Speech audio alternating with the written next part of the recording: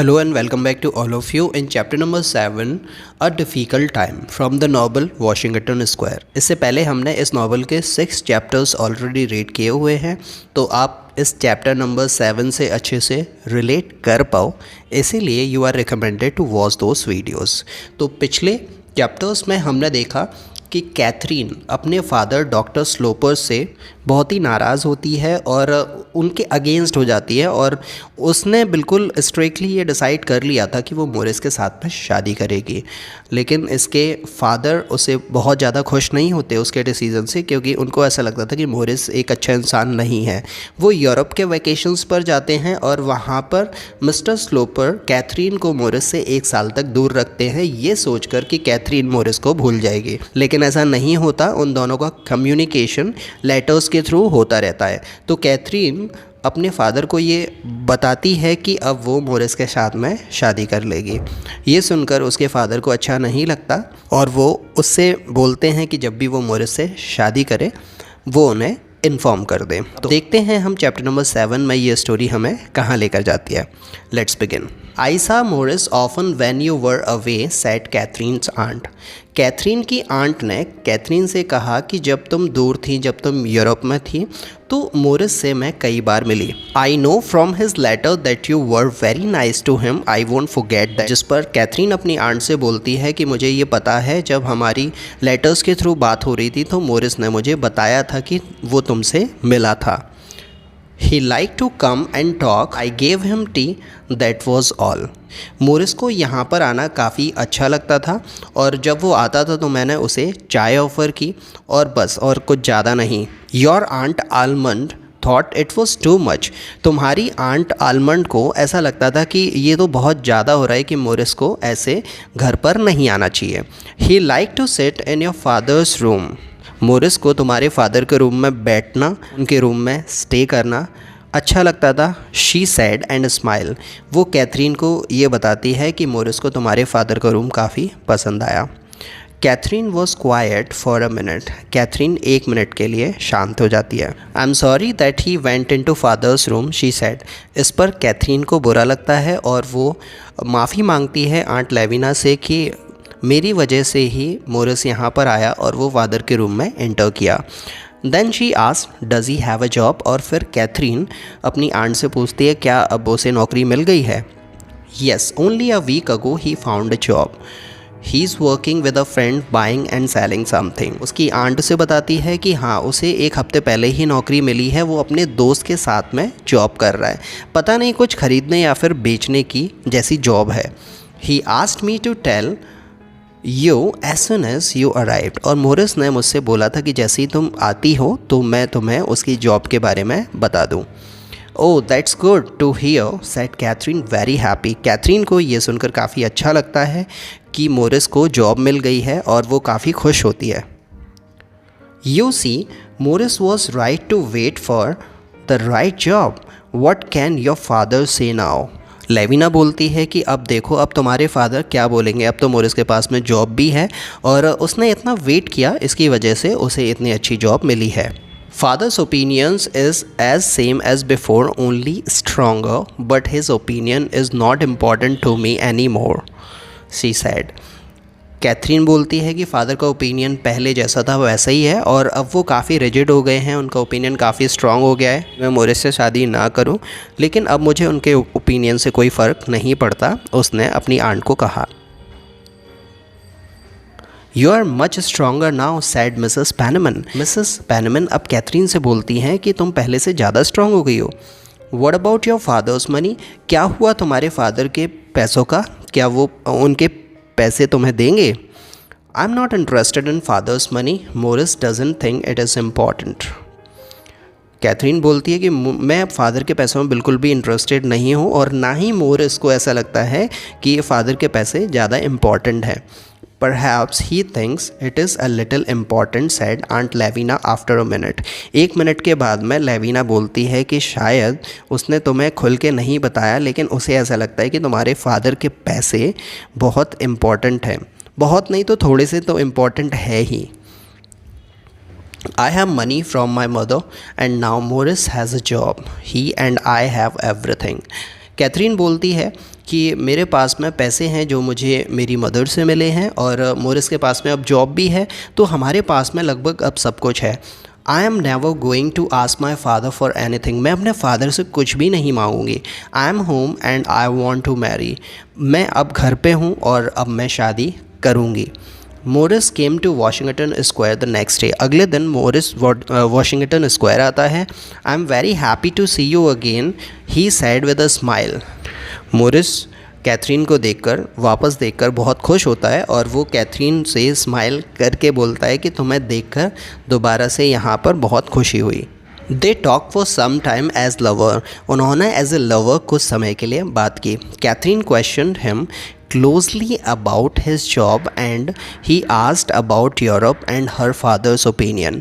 Catherine ने Morris से उसकी जॉब के बारे में पूछा और बहुत ही डिटेल्ड इन्फॉर्मेशन वो निकाल रही थी उसकी जॉब के बारे में कि उसकी जॉब क्या है और वो क्या काम कर रहा है।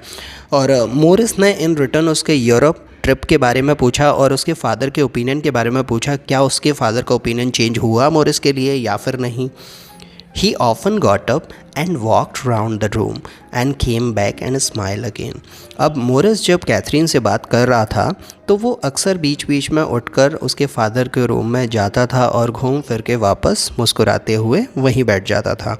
Morris smile all the time, Morris के फेस पर ऑल द टाइम स्माइल थी। I must try to move him, he said. I am a proud man, I want to show him that he is wrong. तो वो बोलता है Catherine से कि अब मुझे तुम्हारे फादर को बताना पड़ेगा कि अब मेरे पास में जॉब है और मैं अब वीक नहीं हूँ और उनकी सोच मेरे बारे में जो भी थी उन्हें अब वो बदलनी चाहिए। Morris, we must ask for nothing, I know now that he does not like me much. तो इस पर कैथरीन बोलती है कि मोरिस क्या फ़ायदा है उनसे पूछने का, उनसे बात करने का, उनका ओपिनियन मैटर करता ही नहीं है। अब हमें उनसे किसी भी चीज़ की उम्मीद नहीं रखनी चाहिए और अब तो वो मुझे भी लाइक नहीं करते। It is because of my mother, she was very beautiful and I am not. ये ऐसा इसलिए भी है कि मेरी मदर बहुत ही सुंदर थी और मैं इतनी सुंदर नहीं हूँ, इसलिए वो मुझे लाइक नहीं करते। He is always thinking of her, aunt Penniman told me that. Aunt ने मुझे ये बताया कि वो हमेशा मेरी मदर के बारे में ही सोचते रहते हैं कि वो कितनी खूबसूरत थी और मैं उनकी बेटी इतनी खूबसूरत नहीं हूँ। Morris was angry, what a difficult family. इस पर मोरिस को गुस्सा आ जाता है और मोरिस सोचता है कि यार कितनी ज़्यादा मुश्किल फैमिली है ये। You must be nice to me Morris, you must always like me. जिस पर कैथरीन उसको बोलती है कि तुम्हें मेरे साथ में अच्छे से पेश आना चाहिए और तुम्हें हमेशा मुझे लाइक करना ही है क्योंकि मैं सब कुछ छोड़कर तुम्हारे साथ आना चाहती हूँ। Morris said I will, it was not difficult to से।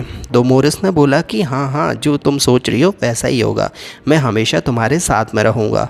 The doctor spoke to Mrs Almond, I know of his visits to my house. तो डॉक्टर अपनी छोटी सिस्टर मिसेस आलमंड से बात करते हुए उनको बताता है कि मुझे पता है जब मैं घर पर नहीं होता और जब मैं घर पर नहीं था तब भी मोरिस घर पर आता जाता रहता था। I can see where he sat in the chair by the fire. और वो बोलते हैं कि मुझे पता है कि वो मेरी चेयर पर ही कहाँ फायर के बगल में पास में बैठता होगा। His plan is to take anything, said Mrs Almond. He lived on Lavinia for a year. Mrs Almond बोलती है कि उसका प्लान में बिल्कुल साफ साफ नज़र आ रहा है कि उसे हमसे बहुत कुछ चाहिए और 1 साल तक लेविना ने ही उसको पाला है, जैसे बोल सकते हैं कि लेविना ने ही उसका सारा खर्चा उठाया है। Mrs Penniman wrote to Morris, she wanted to see him. Morris angrily threw her letter into the fire, she wanted to come to his office. Mrs Penniman का मोरिस के साथ में लेटर के थ्रू कम्युनिकेशन होता था और वो उससे मिलने के लिए बुलाती थी और जो भी लेटर मिसेस पैनमन लिख देती थी मोरिस को, वो उसे पढ़कर आग में जला देता था और वो उसके ऑफिस में उससे मिलने भी जाती थी। He said no, his office was very difficult to find. जिस पर मोरिस उन्हें मना कर देता था क्योंकि उसका ऑफिस बहुत इजी टू फाइंड नहीं था, इसीलिए वो हमेशा वॉक पर ही मिलते थे जब वो दोनों वॉक पर जाते थे। Mrs Penniman had nothing new to say but Morris had something to say. Mrs Penniman के पास में कुछ नई बात नहीं होती थी उसे बताने के लिए, लेकिन मोरिस के पास में कुछ ना कुछ तो होता था पूछने के लिए और बताने के लिए। I know the doctor is the same, he is never going to give us anything. Morris बोलता है पेनमन से जब वो मिलते हैं, मुझे मालूम है कि डॉक्टर का ओपिनियन अभी भी सेम है और वो मुझे कुछ भी नहीं देंगे। Don't talk to me about him, the fight is finished, I am the loser, I am not going to marry Catherine. जिस पर मोरिस को गुस्सा आता है और वो उनको बोल देता है कि के बारे में मुझसे कोई बात मत करना, अब मैं ये लड़ाई को फिनिश करना चाहता हूँ, मैं लूज़र हूँ और मैं कैथरीन से शादी नहीं कर सकता। Morris, she loves you very much, do you know that. Lavinia Morris से बोलती है कि तुम्हें पता है कि कैथरीन तुमसे कितना प्यार करती है, तो ये तुम ऐसा क्यों बोल रहे हो। No I don't want to know, you must be a good friend to her that the doctor can help you. तो वो बोलता है मुझे इस सब से कोई मतलब नहीं है, तुम बहुत अच्छी दोस्त होगी, लेकिन अब मैं इस रिलेशनशिप में बिल्कुल भी इंटरेस्टेड नहीं हूँ क्योंकि अब डॉक्टर का नाटक बहुत हो चुका है। The doctor he will say I told you he was no good. Doctor तो यही बोलेंगे ना कि अच्छा हुआ कि कैथरीन की शादी उससे नहीं हो पाई, क्योंकि डॉक्टर का ओपिनियन जैसा था तुम्हारे बारे में कि तुम एक अच्छे इंसान नहीं हो, वो प्रूव हो जाएगा जब तुम कैथरीन से शादी नहीं करोगे तो। Morris went very red, you can tell her that I don't want to come between her and father. तो मोरिस गुस्से में लाल होकर उनसे बोलता है कि तुम उसे बता देना कि मैं उसके और उसके फादर के बीच में नहीं आना चाहता, and I don't want her to lose her money because of me, और मैं नहीं चाहता कि उसके पास में जितने भी पैसे हैं वो मेरी वजह से ख़त्म हो जाएं। You are very clever with words said Mrs Penniman. Penniman बोलती है कि तुम बहुत ही चालाक हो और समझदारी के साथ में बात करते हो। I must do something very clever with my life next, he said, it is not clever at all.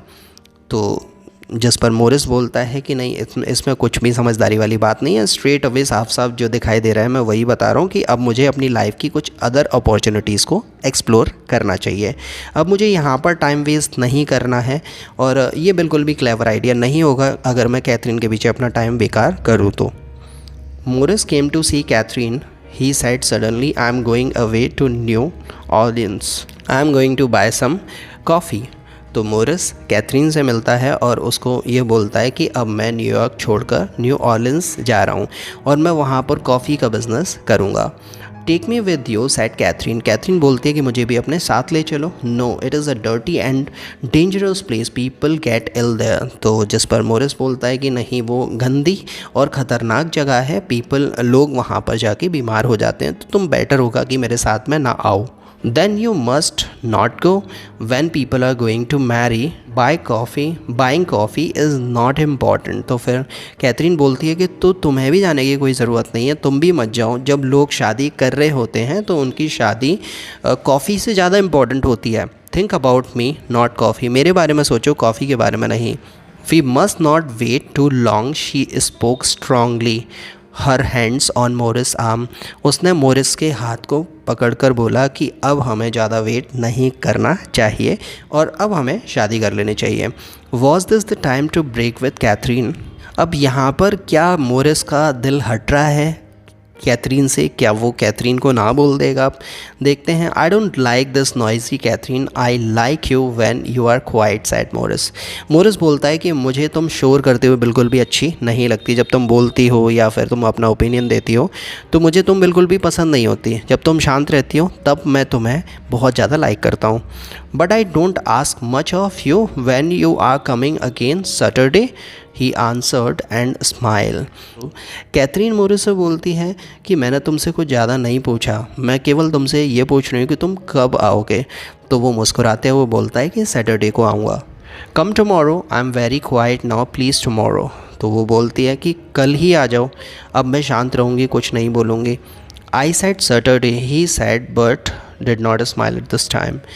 तो उसने इस बार वो मुस्कुराया नहीं।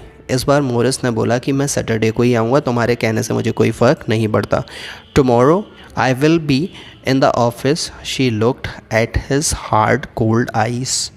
तो वो बोलती है कि कल मैं तुम्हारे ऑफिस में जाऊँगी और तुम्हारा वेट करूँगी, वो उसकी आँखों में देखकर बोलती है। Morris, she said quietly, you are going to leave me. और फिर उसके बाद में फिर वो मोरिस से पूछती है, मोरिस क्या तुम मुझे छोड़ रहे हो? Yes I will write to you, that's better. Morris ने इस पर कोई क्लियर आंसर नहीं दिया। उसने बोला कि हाँ मैं तुमसे लेटर्स के थ्रू बात करूँगा, मैं तुम्हें लेटर लिखूँगा। Morris I give up everything for you, she cried. तो वो रोकर बोलती है कि मैंने तुम्हारे लिए सब कुछ छोड़ दिया और तुम ऐसा कर रहे हो। You can have it all back. तो मोरिस बोलता है कि जो तुमसे गया है, जो तुमने गवाया है, वो तुम्हें वापस भी मिल जाएगा। Morris why are you doing this now, what is the difference? तो वो बोलती है कि क्या हुआ, तुम ऐसा क्यों कर रहे हो? Wait for my letter. तो उसने बहुत ही स्ट्रिक्ट टोन में बोला कि मेरे लेटर का वेट करना। You are not coming back. तो कैथरीन बोलती है कि मुझे पता है कि तुम अब वापस नहीं आओगे। He got away from her and close the door behind him. वो ये बोलकर दरवाजे से बाहर निकल जाता है और दरवाज़ा बंद कर देता है। तो यहाँ पर चैप्टर नंबर 7 ख़त्म हो जाता है। क्या हुआ इसके आगे, क्या उनका पैचअप होता है या फिर फाइनली ये रिलेशनशिप हमेशा के लिए ब्रेक हो जाता है, देखेंगे इसके लास्ट चैप्टर नंबर 8 में। तो अभी के लिए इस वीडियो में इतना ही। अगर ये वीडियो आपको पसंद आया, स्टोरी आपको पसंद आई, अगर इस वीडियो से आपने कुछ सीखा, आपको ट्रांसलेशन में कुछ हेल्प मिली, तो इस वीडियो को लाइक करो, शेयर करो with your friends and family. और इस चैनल को ऐसे ही और नॉवल रीडिंग वीडियोज़ देखने के लिए और इसके फर्दर चैप्टर्स देखने के लिए सब्सक्राइब कर लो। So I will join you soon bringing the next part of this. Thank you very much.